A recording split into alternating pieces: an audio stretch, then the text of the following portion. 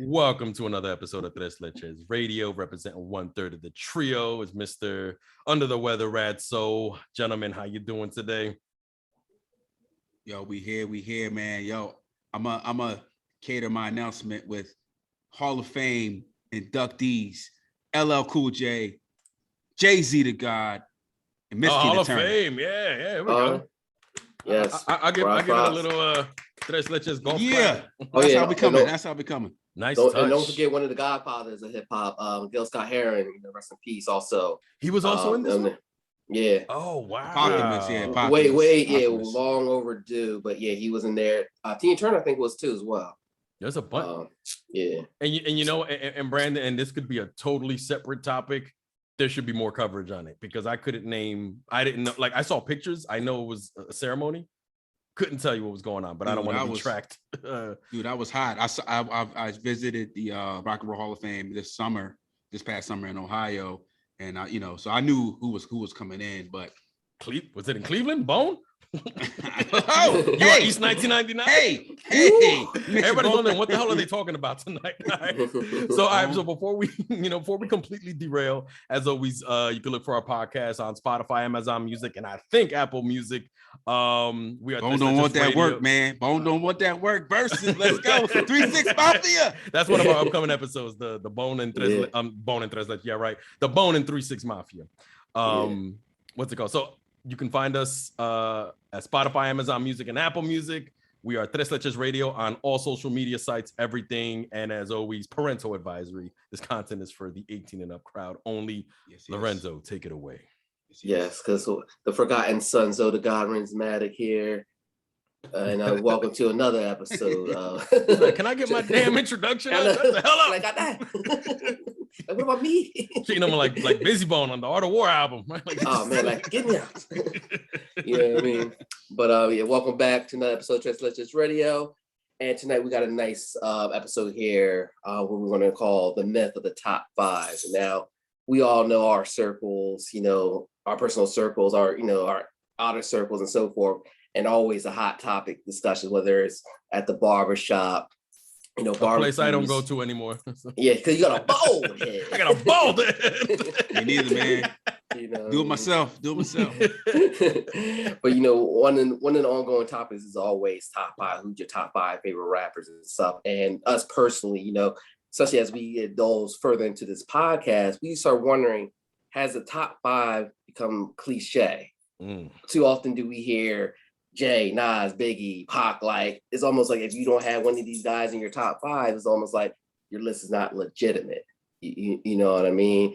And not only that, we look like we're all East Coast, Northeast, dudes. So we look at our list, we might only have people from that our respective region. When I had somebody from a down south or West Coast. So let's just kick things off. Do we think one is coming cliche and two?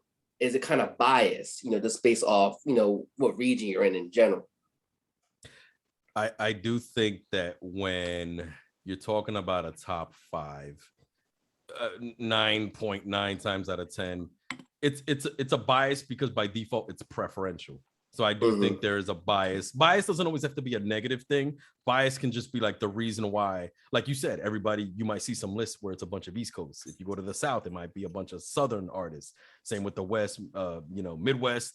I do think there's bias sometimes for good reasons. And then there could be bias because maybe people, are just aren't really willing to expand and they don't care about the other regions as much, or they place maybe their region or maybe not region, because it may not just be limited to region rens. I think it could be like generational and even just style of music.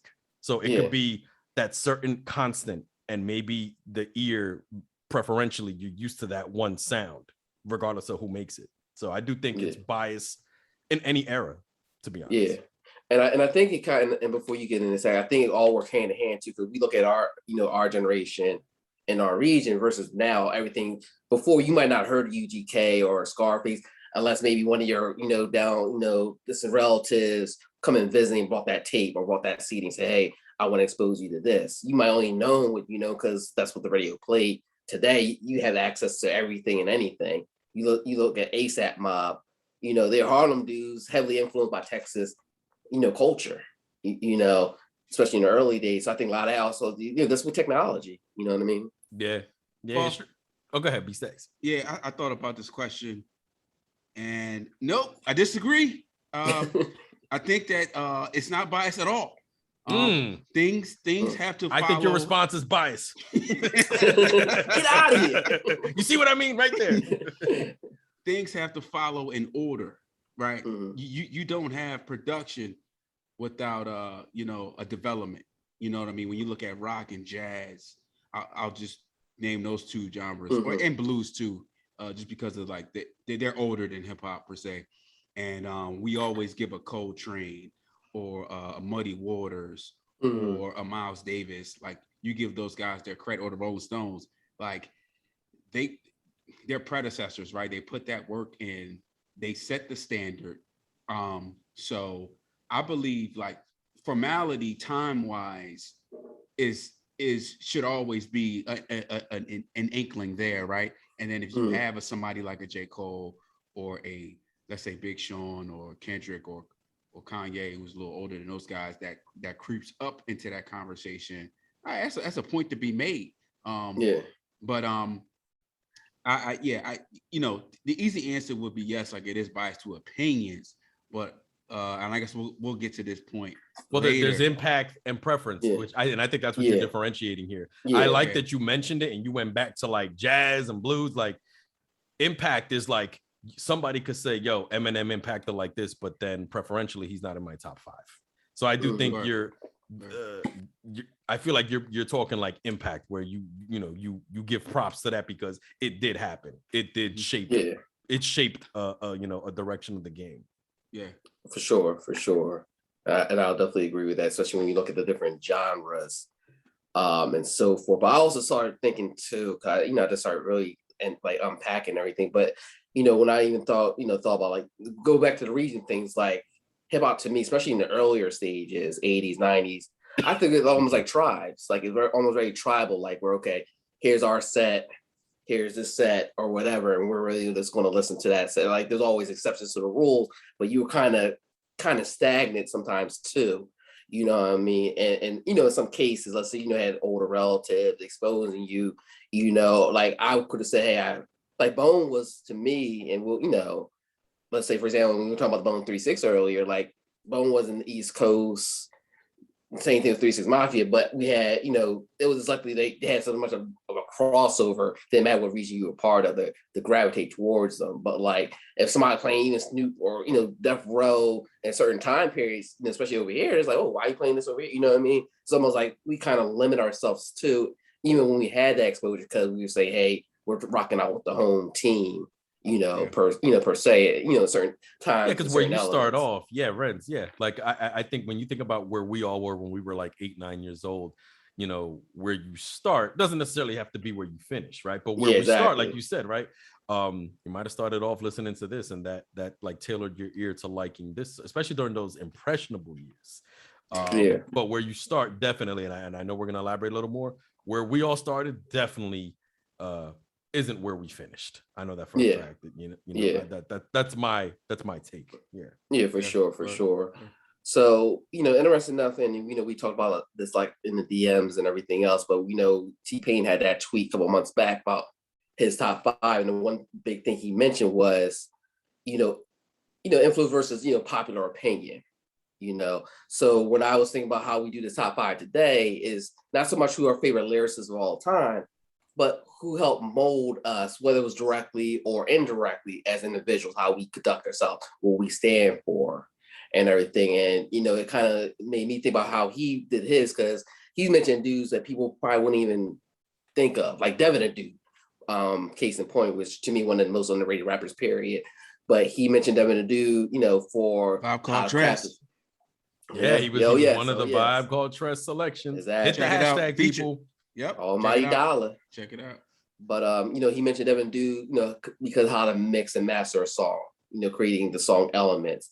He talked about CeeLo and 3 Stacks. Oh no, go ahead. No, I think he said, was it he coupled some of them together. He said, well, he mentioned 5. So he had Devin for the mixing. He mentioned CeeLo and Andre 3000 for the going outside the box. not being quote unquote, whatever type of rapper or singer you're supposed to be.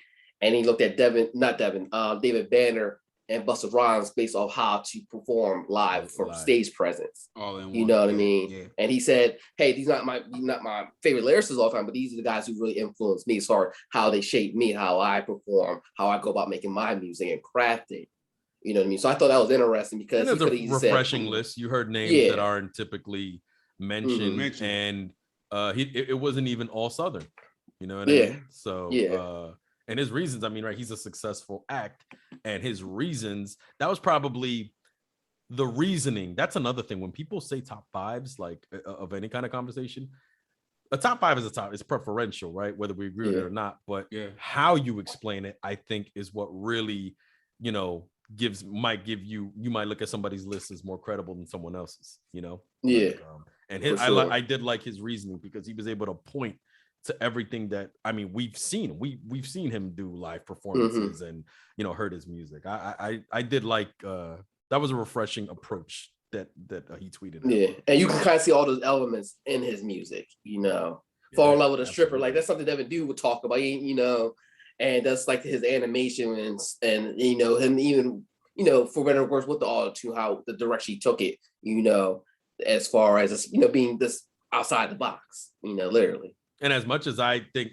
auto-tune has been used and abused, I always feel like he should get more credit than Kanye. Like Kanye has had success with it. I take nothing away, but I feel like T-Pain doesn't get enough credit for it. I feel like time is kind of pushing it in the direction of Kanye.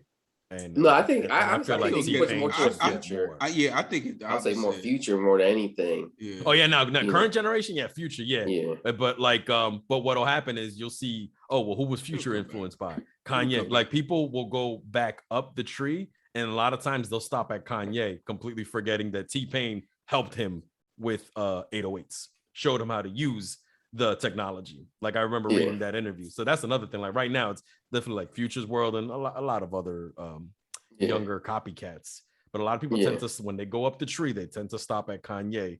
But Kanye tapped T-Pain on the shoulder when it was time to make 808s. So just something that I think should be said. For sure. So when looking at this list, because we're obviously going to have like a roundtable discussion as far as our top 5 like influence or impactful, we're going to, state the obvious. We're not going to use like Jay. We're not going to use Nas, Biggie, Pop Punk, because as we mentioned earlier, these are quote unquote the safe choices. Popular opinion, they're the staples, the staples. So this is more or less, we're looking at, like I said, what molded us, not so much phenomenal lyricists or whatever, but like what molded us who we are today. And obviously what we say today, like any list, can change tomorrow, change next year, but we're talking about today. So I don't know who wanted to start their roundtable discussion on it. I mean, I can go first, when we start the program, but go ahead. All right, so the first two. All right, I appreciate that, because y'all forgot about me earlier. Don't think I forgot that. Remember who I am. Get my intro, God. Oh man, but the first two rappers, they kind of, I said it jokingly, but kind of also sincerely meant like these guys kind of raised me. As far as us being more exposed and open, especially at such a young age, growing, especially, just seeing different things, whether it's from Philly, down south, internationally in Belgium, which surprising, a lot of that I suppose came from Belgium, with my stepfather, really getting me to more social, hip hop. And so my first two I'm kind of lumping together. It's going to be Chuck D, Public Enemy, and Ice Cube. One of the first albums, and I heard, related too. Yeah, exactly. And like Q would tell you, Q would say, I got everything from Chuck. He said I was trying to emulate Chuck. Didn't Q work with Bomb Squad after he left, first album, America Most Wanted, was produced by Bomb Squad. When you couldn't get Dre, he said I wanted the hardest producers. And he even talked about how Dre wanted to emulate Bomb Squad then. They're like, everybody wanted to be Bomb Squad. Yep. We wanted to be like the West Coast Bomb Squad as far as, production and how the NWA first initially started. But both them, it was just that, I heard, I was already supposed to like Run DMC, Biz, Rakim and all of them. But it was like there's something about those, maybe how their voice carried, just a present, because we know both of them got very, presence on the mic. But hearing Nation Million, hold us back, in second grade, little kids were really listening. People, we might have been listening, Crisscross. That's exactly. I was gonna say. I was listening to Crisscross. I was listening to that. Maybe during school year. I was on a hammer in Oaktown. Hammer. Have you seen her? But when I went to Belgium, my stepfather, white dude, Belgian dude, he was like, he just gave me the headphones. So I want you to listen to this. Like, he really exposed me to like pro-black radical music, of all sources. It was him, this white guy, but he always looked at it like he wanted to understand the different viewpoints, and I say, oh, I don't know why they're complaining about this or whatever, so that was kind of refreshing. So just hearing those type of ideas, hearing about the, Malcolm X, the Nation of Islam, the different Black Panthers and different movements that I would not really been exposed to in school whatsoever. I was exposed with the likes of Chuck D as well as Ice Cube. So it was only like I was getting a re-education at such an early age, which I look at it now, it helps me as far as critical thinking, looking at, different viewpoints, even viewpoints I might not necessarily agree, but to say, hey, let me try to see where they're coming from. You know what I mean? Because there's no. That was your summer reading. That was your audio exactly. summer reading. Audio summer reading. When you look at Predator, Death Certificate, like these are the albums I listened to. Probably shouldn't have been listened to, but I came out all right. You know what I mean? So and you listen to them in those very like I think psychology says, right? Like the impressionable years are up to like a certain time, and if you're listening to them at at a young age like that, it's gonna impact your your maybe your thoughts and beliefs up to a certain point, right? Like we never stop evolving. Maybe certain ideologies one believed at a certain age, you grow up and you're like, maybe you tell them a little differently, but exactly, you were listening to this is early 90s, late 80s, right? Mostly early 90s, so like 91, 92 is like I'm really just listening. Summers in Belgium, it was pretty much lessons on Public Enemy, Q, for the most part. Others will sprinkle in, but they were like the main components, Word. I'll piggyback. My first two. So we're throwing Nas and Pac out of there, because those would have been, two people that I would usually put on my list. Yeah. And I would usually put Rakim too when I'm talking about the best. But this is who influenced you. Yeah. So Rakim is he's like close, but he's down the list. Yeah. The first tape I ever bought with my own money, like album, not single, was an album called There Is a Dark Side. Reggie. So my man Reggie Noble, man. Redman was the first rapper that I was just like geeked, just straight geeked out. Like anything he had out, Def Squad, Keith Murray, Eric Sermon, any feature he had. He did a joint with Boyz II Men. Like I was just all over it, man. Like Redman signifies like fun, like that hardcore lyricism and hip hop, and also hilarious, man. Crazy funny. Like the kid in me that I never try to ever forget. Like and like my choices as we go down the line, my choices are going to me. They get a little more abstract, but like Redman is like that. He's like that abstract. Center. That was a hint. Yes, sir. You already know. Ding. Redman, Reggie Noble is definitely number one. And I would say the second that I'm gonna go with Black Star as a whole.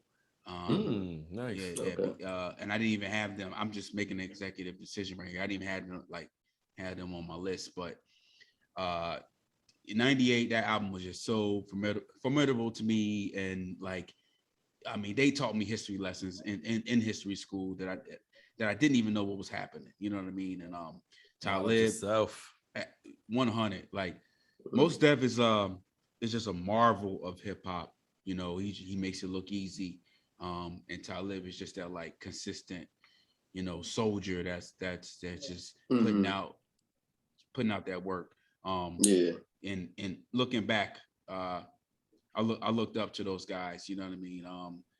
I even had my own little group called Fruits of Nature with my man Sean Singer. That was our version of Black Star.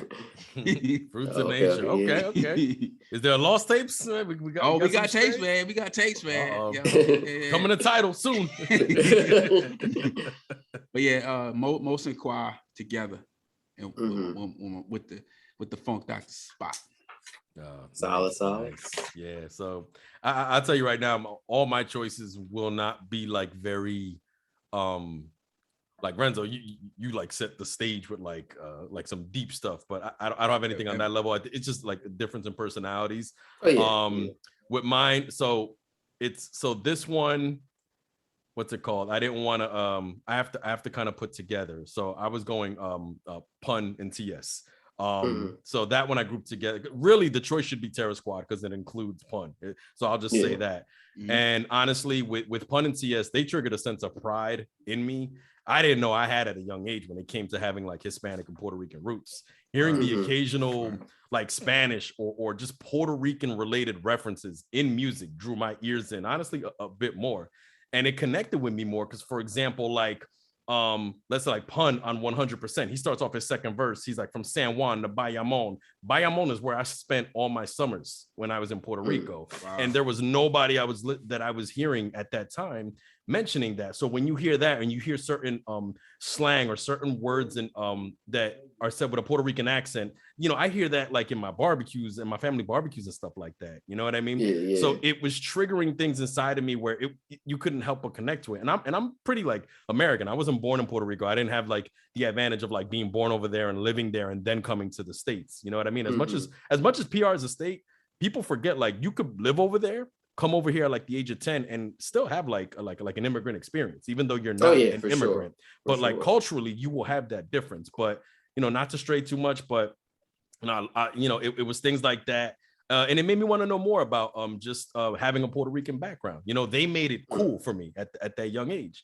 And to add a little bit to it, no Fat Joe. No. So this is well, TS. No, he's TS. Yeah. He's TS. My bad. Yeah, this is TS. I mean, producer Fat Joe. So I know, but to add to this, right? Like, also being a teenager and listening to like Cuban Link and Tony Sunshine do their records for the ladies. They were being a teenager and listening to them spit game to the ladies on the songs was also like in my mind, I'm like, I want to be like that smooth. I want to like drop lines like that smooth. You know what I mean? So, and lastly, and I'll connect this one with my other choice. Comedy. Pun was hilarious. He has said things on he did the You Came Up video, which I always thought was hilarious and exaggerated. So with the humor, I also connect this other group with the Beatnuts.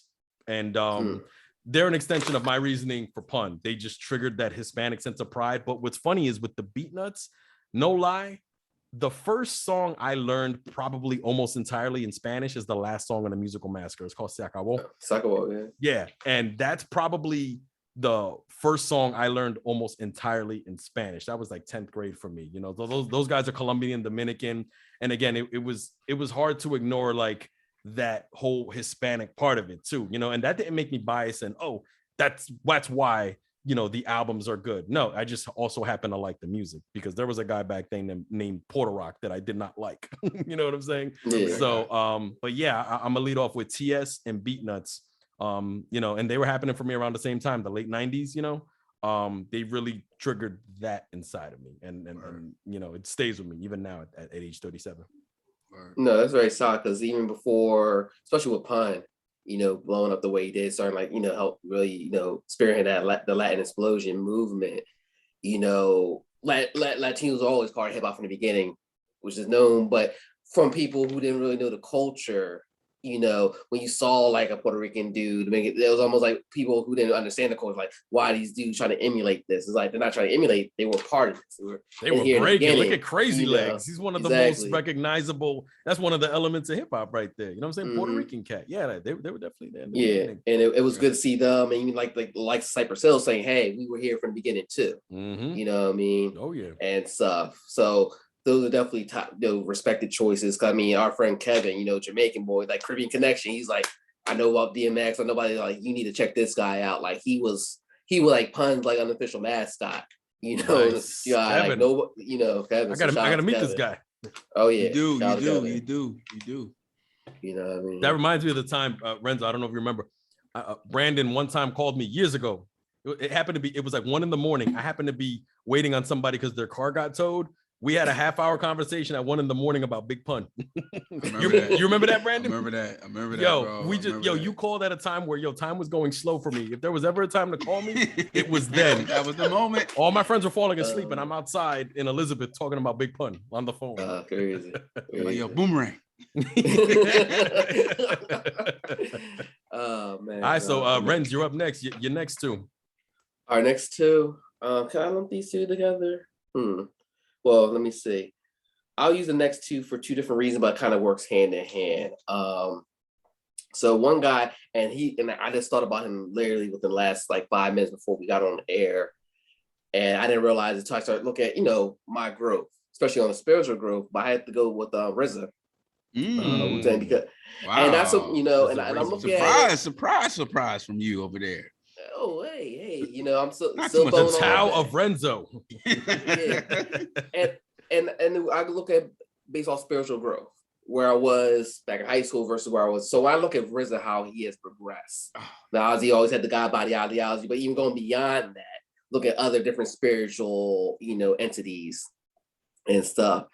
And one thing always stuck out to me. So he had an interview, and a lot of Black folks can relate to this, even a lot of Latinos, because similar histories. As we're talking about like slavery and everything else. Like, look at our names. So one of the things where you heard like Islam, especially Nation Islam, like, well, quote unquote, this is your slave name. Now you're supposed to have this new name now, because there's nobody named Lorenzo that dates back in Nigeria. You know what I mean? No Brandon, Radimus. Radimus, I might have actually, yeah. So, yeah, Radimus might be there. Yeah. Damn it, man. Make me feel bad now. I ain't got no wool. Damn it. So but one thing that always stuck out from RZA was, and he said he had this talk with his mom, when he talked about his name. And he said that, I used to think, when I was, when he was hardcore more with the 5% ideology that, hey, my name, that's my slave name. I should be going by this name. And then his mom told him why he named him the name. Talking about, this is why I named you this. It might not have been an African name, but I named you this because of strength and everything else. Rakim. Rakim, yeah. And he said, you know what, that's my honorable name. This is why you were named this. You know what I mean? So it had nothing to do with, it was an English origin or a Spanish origin. I named you this based off what I wanted you to stand for. And it kind of made me think about my name, because my name is Italian Spanish, but my name means crown of laurel. So somebody was with that crown of laurel, that means you were high prestige, whether you a poet or you were somebody of high standard that people looked up to. So when I started looking at my name like that, I'm like, damn, granted my mom, had other reasons for my name as well. But when I look at my full name, Lorenzo Maurice Thompson, we look at Maurice was French for more dark skin, Moors, having control over Spain for over 800 years, France, reason why a lot of Europeans became quote unquote civilized as far as hygiene, as far as, stuff that we do every day, washing, cleaning each other, like stuff like that was a foreign concept for some of these cultures. And you had, Moors, West African, North African descent saying, hey, this is how you need to clean yourself, this is need to stay healthy. So when I started looking at my name, like, okay, this is a profound effect. Like, I don't need to have a quote unquote like Nigerian name to feel more African, more Black. Like, my name suits me because it fits me. And when RZA said that, kind of resounded with me. Just looking how that the evolution, how we think, and not decide to stay pigeon-toed, say, oh, look at your name, you got a white name. Oh, look, boo-hoo, you need to have this name to be something else, and you don't. You don't. Yeah, like you basically you're getting the what's it called, the rhyme and reason to it. Yeah. So Rez, what was your second one though? Second one, I'm gonna go with Royce the 5'9", and not so much for the album. Even though I think his albums within the last 10 years been phenomenal, but I look at him as far as perseverance, like what have you gone through, and seeing what he's gone through, being rock bottom, fall with Eminem, him dealing with, his alcoholism and everything else, and seeing how he's been able to bounce back, whether it's with Slaughterhouse getting his name back out there. Now, now having a Grammy-nominated, album last year with Allegory, and be able to not be afraid to expose themselves. I think one thing that we knew about the culture is a lot of artists are afraid to put themselves out there in a vulnerable position, saying, "Hey, I've been going through some things." You know, he talked about, you know, how he found out his, you know, his addiction habits came from his father.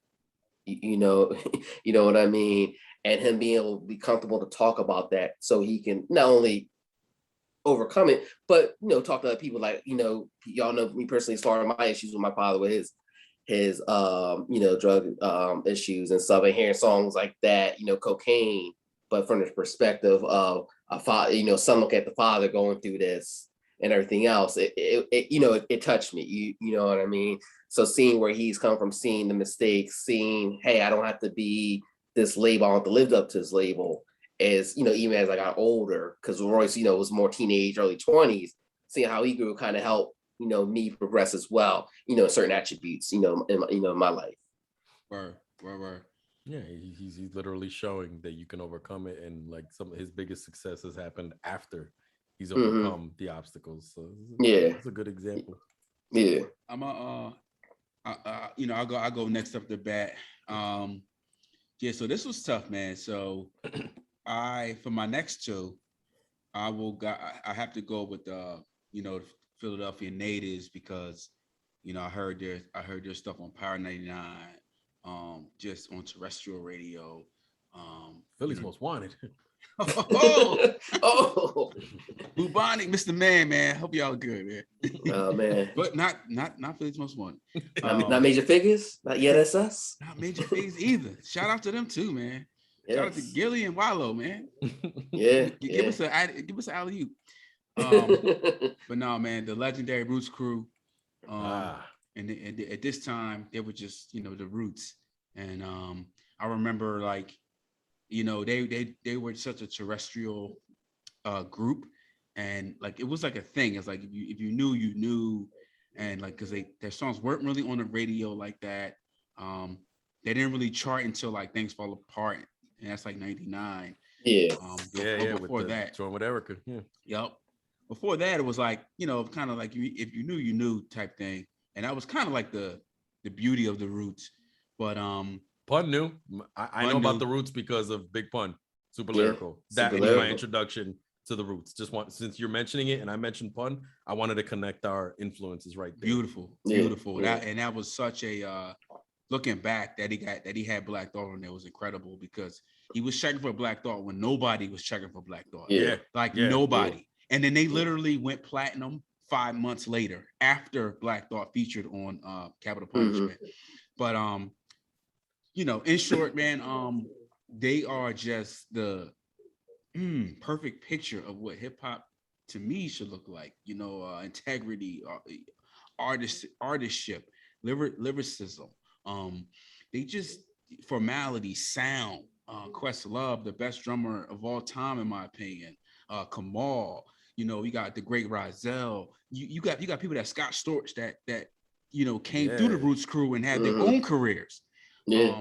Rest in peace, Malik Beek. You know what I mean? Dice Raw, and my top 5 MC, Black Thought.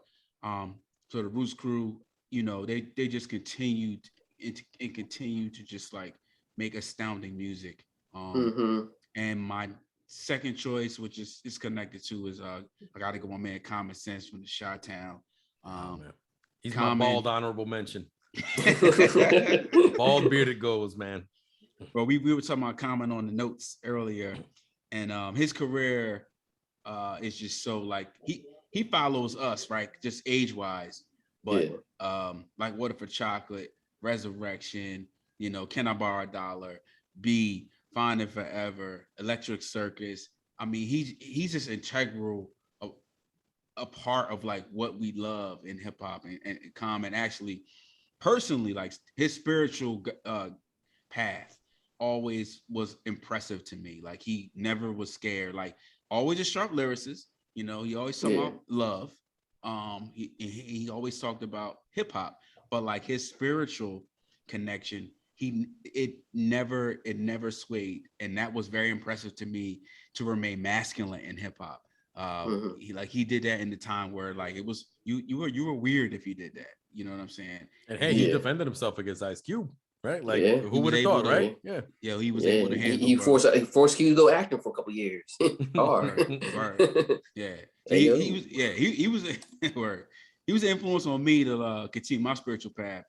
Because I saw like someone out here able to like maintain that masculinity, but able to say, "Yo, I meditate and you know, I pray and hope for a better day." And you know, what I mean, I got my instance. Hyper when I ventilate. I like that. Yeah. You know what I mean? You know, I remember that. I love when he did that. You know what I mean? So you know, Rashid, Lonnie, and Lynn, man, with common sense. Common sense error is my favorite comment, though. You know, Resurrection, best comment sure from Resurrection. For sure. So you went with Roots in Common, right? Yeah, that might next two. All right. So my next two. One is a big name that I feel doesn't make top fives often, and so my next one is DMX. He's a big name but he oftentimes doesn't make people's top fives. Facts. Is what I've noticed. Facts. So the reason why I picked him is his energy triggers my adrenaline every time. God bless the dead. I still can't believe that I have to say rest in peace to DMX in 2021. I understand the feeling of wanting to express yourself with such a force in regular conversation. And he did it through music and interviews.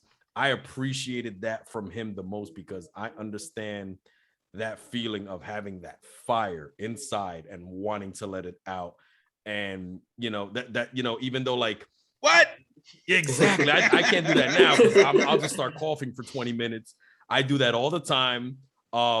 It's his energy. I love it. That's the one thing that drew me into him. Why do you think he's not in the top five? That's so true. He's not in the top five. I do think like if we were to like get more analytical, I do think there was a drop off in his music. And I don't know if it was like, you know, the battles with his demons that maybe, you know, like imagine what his catalog could have been if he achieved what Royce had achieved and got over his addictions. Imagine what his catalog would have been, you know? So I do think there was a drop off and maybe it went hand in hand with the things he struggled with. And he talked about in his music. You know what I mean? He's another one. He had a spiritual side. He had his, you know, his street side and, you know, he owned up to it, you know, but so I know I can't relate to it in that regard, but to have such passion and like listening to him speak, I saw him live, you know, 2 years ago, and he ended his set with Slippin', and I felt that, you know, like Slippin' isn't even like a anthem, but you know how powerful a song like that has to be that you end your set with that and not Rough Riders anthem. You know what I mean? Mm-hmm. That's a lighter song, and like I felt that he's one of those people where it was an energy thing. And, you know, that always drew me in. I can be very high energy. So when I see that in other people, like I gravitate towards it. So DMX definitely one of my choices here. And another one here, Ludacris. Luda. I'm always doing Luda. Luda does not get mentioned in top fives. And that was coming. My Ludacris, Brandon, is like your Redman. For me, it's the over-the-top humor. It's something I can relate to and connect to because I'm like that when we're out. Hearing his music, hearing how he emphasizes words when he's being humorous or just lyrical, just how he chooses to express himself and how he says it in a way that it's like, there's no confusing when you hear his voice, or if you hear somebody reciting a Ludacris verse, you know you're hearing Ludacris. Right. So, but more than anything, he knows how to take himself seriously and not too seriously at the same time. And I understand that balance. And and as an MC, you know, I listen to him all the time, but that humor, the videos, the high energy, and also knowing when it's time for business. So he's a direct descendant from Redman. And it's a crime. They've only done one song together. Like, I think they only got one song together, and it's like not even officially released. You got to find that on YouTube. But Ludacris is like in some ways, it's like a Southern Redman. Yeah. In some ways. Yeah. So I went X and Luda here. So nice. All right, Renzo, bring it home. Who you got? All right, so as we were talking about earlier, and you know how we said where we started might be where we end, you know, per se. So I wanted to look at some of the newer artists too as well. I didn't want to say, hey, I want to pick all, you know, 80s, 90s or whatever. So I went with a younger guy. People all know well because he's probably a lot, maybe in some of the younger top five, you know, but I went with Kendrick, you know, round off here. And I look at it not so much from the Yeah, I don't, and not even so much from the album output, because I think if we look at album output, I think it's one of the best catalogs, especially for his generation of rappers. But I also look at it like he helped me think, you know, and I think we were all kind of guilty of it, especially during the early 2000s, mids and some of the 2010s, is, hey, let's step out of the box a little bit. You know, I was guilty of, you know, when the ringtone era started, I'm like, you know, hip hop's dead. I'm only gonna be listening to underground and Moral Technique and, you know, everything. And that's no disrespect Moral Technique. I love Moral Technique. Touched. You know what I mean? But it's almost like anything radio related, not gonna touch. You know what I mean? But with Kendrick, you know, and I didn't like Kendrick for it. I was more of a J. Cole fan initially. And I started listening more of Kendrick. I started seeing some of myself from an earlier standpoint age. You know what I mean? When we look at Good Kid, Mad City, him talking about, I'm not, you know, in the streets of gangs, but I got family members who are involved, and I had family members involved. So I was affiliated with certain stuff that I might not want to be, but, you know, family's family. And not only that, I saw elements of, you know, the Cubes, the Pox, the Chuck D's and him, but with his own twist to it. And it was important for me to see that stuff, because it's almost like, oh, he's not doing my style of hip hop, but he's doing great quality hip hop still. You know what I mean? He's still pushing them. He's not trying to be like, hey, I pull from these guys, but that's not who I am at the end of the day. This is who I am. This is how I present my story. You know, so it helped me then look at at the other rappers, you know, whether it's J. Cole, whether it's the Big Crits, some of the rappers like, where I might not touch, because, like, you know, we got friends, and, you know, God bless Freddie P, you know what I mean, who won't listen to no new rapper if it's not Sean Price, or not rapping on a Sean Price level. If it's not 90s hip hop, it's almost like, oh, these guys are no good. And it's like, music evolve, people evolve. You know what I mean? No doubt. And that's the beauty of the culture. And I think that's where we kind of have to look and view it more, you know, more. So, like, we're not going to, if we're looking for golden era hip hop, we're going to have people who want to, quote unquote, try to do it, emulate, but that's over. You know what I mean? That's something we got to realize, you know. That era was its era because it was true to itself. So to emulate it is not to be true to the current thing. Exactly. You know? So. Exactly. Yeah. And then seeing these kids now taking charge, but still doing with great quality and substance, you know, and that's what I saw with him. And it helped me, like I said, make me want to say, now I'm checking out other TDR, I'm checking out Ab Soul, and I'm checking out other people of that same cloth. You know what I mean? Well, shout out to Kendrick, shout out to Cole, shout out to Odyssey, shout out to Blue, countless others. Yeah. They are the sons of the father of an instrument that you put in your ear called a Q-tip. From a Tribe Called Quest. And that is my number uno. Tribe Called Quest is it's a lifestyle, man. You know, I was like early Mobb Deep, you know, heavy Mobb Deep head. Shout out to my man Armand. And Queens all day, Nas, you know, we banging that heavy. But the other side of Queens is that melodic, you know, just abstract, just that jazzy flow, man. Vibrant. That vibrant thing, you know what I mean? And seriously, like the Tribe Called Quest is literally like, that's like you said, Brands, how we started is kind of not how we ended, because I didn't start that way. Like I'm on Darren's Dark Side Rap, man. Like, can't wait. It's very different than Electric Relaxation. You know what I'm saying? Like it's different. It's different. But what I found in Tribe Called Quest was something I could play for my mom. Something that I could play in moments of just concentration, moments of joy, fun, love. And that's honestly like my mind state. If I could take a form of music and put it in my mind, like, this is how I am every day, it is a Tribe Called Quest, man. And it just makes me happy. Especially when you're out midnight marauding. Oh, you said the Q-tip thing. I had to do something else. Amen. No doubt. Absolutely, man. So yeah, man, Native Tongues, that whole movement. And Brandon has the best painting of a Low End Theory I've ever seen. That I took a picture of it and put it on my Instagram. It is the that's my second favorite picture he has up in his place. The first one is Alicia Keys. Woo, we already know it's A Keys. Yeah. But I respect that. I respect that you came to the source that you took the picture. I was like, all right, yeah, you're welcome. Yeah. That was that low end theory, that wherever you found that. I love that choice. Yo, shout out to my man Jay. He painted that for me for free. I gotta I'll drop his Instagram and our YouTube. Hella dope artist, man. He did that for me for free in 2008, man. And he's still doing artwork. That's love right there. Oh yeah, that's love. Yeah. So no, I like that. So I'll bring it on home. My last choices are nothing extravagant. I just kind of went. A lot of my choices were really based on like personality, either what I connected to or something that that like I kind of would strive to be more. So this last choice is a little you wouldn't expect it, but my last choice. Ja Rule! 50 Cent, not Ja Rule. 50 Cent, actually.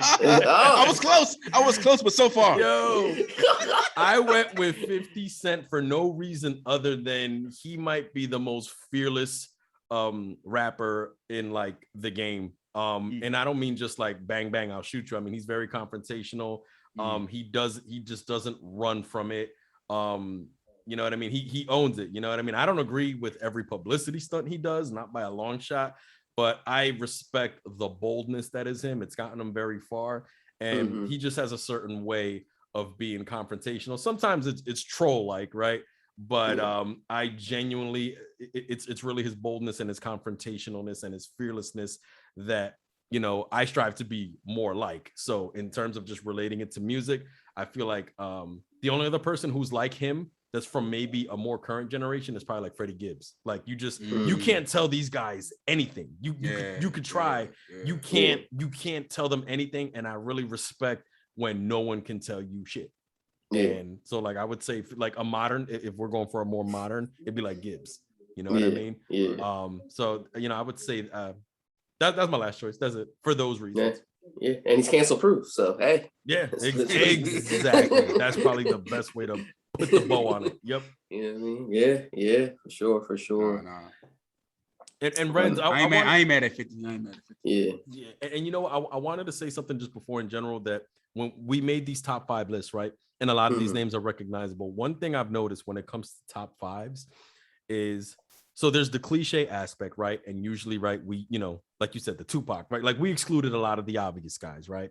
But what I'm saying is I've also seen, and Renzo, I know you've seen it, and B-Stacks, maybe you have too. There's people who will make top 5s, but like on the independent underground side, almost to deliberately spite the mainstream. And what I'm saying is a lot of times this conversation is focused around the mainstream, the obvious names, but the behavior of having a bias can also apply to the independent underground. You know what I'm saying? Yeah. And I think a lot of times people will make those kind of top 5s just to spite the mainstream. You know what I'm saying? Ray, go ahead. Yeah, I think that's why you don't see DMX in a lot of top 5s. It almost like works as an inverse, like that you were so popular that now we're just not going to include you on real hip-hop. Yeah, you were too big. I can't include you, like the hipsters, right? Like the hipsters when something gets too big. Or 50. No, I 52. Can't. Yeah, 52. Yeah. And remember, this is, and just so that like people who are like, you know, like listening, this is more of like a personality kind of thing for me. Because if I was to do like an actual top, I think if we all did a top 5, it would be very different. But in terms of personality, yeah. But what I'm saying is biases, like this conversation always focuses on like mainstream. But what I'm saying is I've been in different conversations over the years, whether it's online or in person, and some people will just do the opposite, you know, just because they'll have a bias against, oh, this person's too popular. No, that's too no. Like they'll almost dismiss it too soon just because it was popular. Listen, we're in groups where we got people saying Sky Zoo's better than Jay-Z. So 7 classics. You know, and there ain't no disrespect to Sky Zoo, but Sky Zoo will tell you that he's not better than and just in general, I just think, but yeah, it boils down to how one defends their list. You know, how like, you know what I mean? But yeah, I've seen it, and I just think one isn't better than the other just because one got more shine. You know what I mean? Like somebody having a 5 of just the underground guys, like that's not gonna, I don't think that should automatically default to impressiveness, because in the underground, there's still there can be a lot of the obvious 5s. is what I'm saying. It applies to both. So that's just one, that's one side of the coin I think never gets spoken about. It's always focused on, you know, rightfully so, right? The Biggie, the Pac, everybody says Jay Nas, but it exists in the underground world too.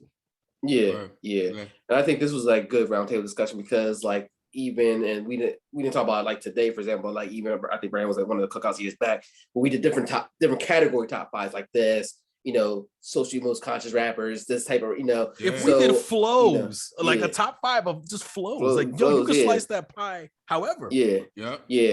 So I look at it like the top fives are not outdated. I just think that top fives need to be more modified into category, or even in, you know, generations, you know, because I don't think, I mean, you have the longevity aspect, like you were mentioning earlier, Brian, like the Sam Cooks, John Coltrane and stuff. But, you know, 50 years from now, can we say, hey, if can a younger artist be better than that person? And I think it could be a yes, but then, you know, somebody would say no, because that might have been the predecessor. But you know, sometimes the student outgrows the teacher. Absolutely. You know, and we've seen that they further it. They further it. Exactly. So that's one thing we, you know, different things we can always look at. You know, and that's what the fun things about top fives. And yo, Renz, in general. And with what you said, I watched like I think Cool G Rap was on he was on Vlad, and he was giving Pun his props, and Cool G Rap was saying, he was like, there's nothing clearly wrong with Cool G Rap as a rapper, but he said he felt like Pun furthered it. You know what I mean? That he took it further by putting his spin on it. So like that's an example of what you were just talking about. Exactly. And that's somebody that, you know, not a lot of people realize. When Pun met Cool G Rap, and Cool G Rap has told this story, Pun literally got down on his knee and kissed the ring of Cool G Rap. Cool G Rap didn't ask for this. Pun did this. Pun had no reason like to do that, but he did it, right? No ego, just homage. And that's an example when the next generation takes the predecessor further. Like Pun, and they did songs together. Like Pun took that step that G Rap took to the next level. You know what I mean? Yeah, sure. So all right, man. This was a nice exchange. Renz, I don't know if you got anything else you wanted to add before we wrap it up. I think we're good here. I think one thing we were just going to mention, we'll just keep it brief, because we know we were talking about influence here, and we were talking about good influence, but we also know there's also can be unfortunately bad, you know, influences, and you know, we know the whole Travis Scott situation, and you know, this your power. Now, by no means am I saying this is all Travis Scott's fault. A lot of this also with security and how it was done, but also at the same time, as an artist, when you already have the tendencies to be known for like these, the raid, the riots, the overzealous mosh pit style atmospheres, is where, hey, I need to bring it back a little bit. Let people know, hey, let's try to keep more civil. And that's where I think a lot of people are more mad at. You know, I don't think it's personally his fault for all this, but at the same time, if you're creating, a somewhat toxic culture within your, your environment, within your shows, that's kind of one of those things that have to be addressed, because, who knows how he's going to bounce back from this. You know what I mean? So it's always one thing to keep in mind as far as your power. You got power to do good. You also got power, to go the opposite direction with it. Well, yeah. So definitely condolences to all the families who lost people. In particular, the 9-year-old. I was trying to find his name. He passed away yesterday. Yes. But anybody who was injured, who had a discomfort and uncomfortable time. This actually, so I recently just watched a documentary, Woodstock '99, which was, we was outside for that. And I didn't know that at the time. I didn't know Woodstock '99 was even a thing, because that just wasn't my demographic at that point. Yeah, X was on that. DMX, that's when he did the Rough Riders anthem. Rough Riders anthem, yeah. And that event had people died, and from exhaustion and like rape and just all types of violence. Those things get very crazy. And it took me back to that, where it's like, we've had a lot of time now to reflect on '99, on what went wrong, and it was the wrong acts, it was the wrong energy. They didn't even have it in place correctly. So what I'll say to this Travis Scott thing is, like you said, Rance, energy is like a powerful thing, and you have to be careful, like in the direction that you're swinging that thing. And you know, the artists we mentioned, DMX, 3-6 earlier in the intro of our episode, risque, right? Risque energy. But you have to be careful about where you're swinging it, and the power that people possess. You know, people are responsible for their own doings and their own actions. But when you have children and it's when it gets to a point where it's just uncontrollable, that's where we have to kind of take a look at, like, all right, man, what is the position that we play as far as dictating the actual like spiritual environment of these settings? You know what I'm saying? So, and that's something to think about. I'm not, it ain't even a rhetorical thought. Like, it's like, it's just something that we all should consider. For sure. Yeah, I mean, you guys said more than I had, and again, for me, it's just condolences. Nobody, nobody, especially young people, should go to an event of somebody they enjoy all the time and lose their life or get injured at it. So, definitely RIP and condolences to everybody affected by it. And but on that note, catch us on Versus, man. Catch us on Versus. I'm gonna do it. I'm gonna say it. We're gonna do a Versus 3-6. Boom. It's on. That's gonna be one of our next one. Murder. come again. Murder. Yo, and 3-6 and Bone had that sample, by the way. Oh, I gotta look that up. I'm more Bone. I'm probably gonna just rummage through like the 3-6 stuff from now to then. But thanks for tuning in, guys. Let us know what you thought of our influences. Who are yours? Let us know. Do you agree with the reasoning? And some of you underground cats, go ahead, chime in. We know you're listening. Just chime in. And with that said, again, we are Tres Leches Radio. You can find us at Tres Leches Radio on anything. All right. And with that said, we are out. Peace. Peace. Holla, holla.